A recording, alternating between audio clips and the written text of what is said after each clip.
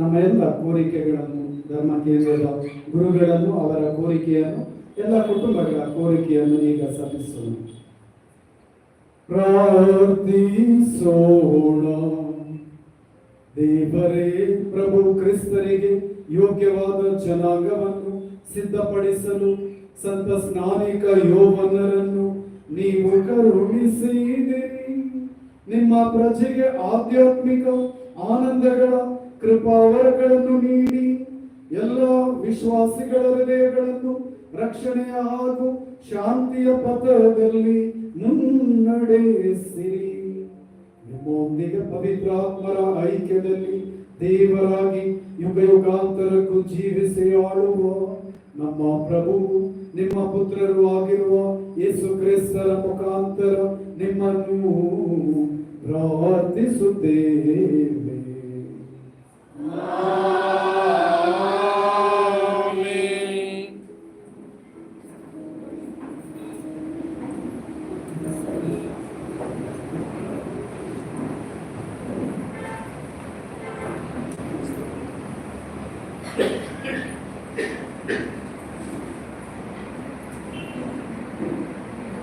ಪ್ರವಾದಿ ಯೆಶಾಯನ ಗ್ರಂಥದಿಂದ ವಚನ.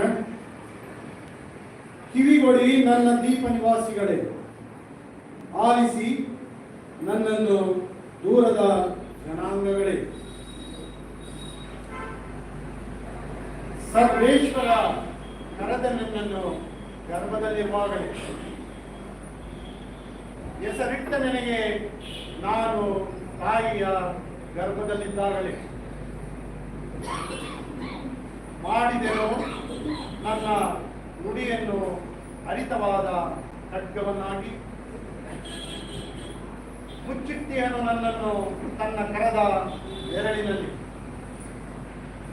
ರೂಪಿಸಿಯನು ನನ್ನನ್ನು ಚೂಪಾದ ಬಾಣವನ್ನಾಗಿ. ಬಚ್ಚಿಟ್ಟಿಯನು ನನ್ನನ್ನು ತನ್ನ ಬಚ್ಚಳಿಕೆಯಲ್ಲಿ. ಆತ ನನಗೆ ಇಂತೆಂದ, ನೀನೆನ್ನ ದಾಸ, ನನ್ನ ಮಹಿಮೆ ಬೆಳಗಿಸುವ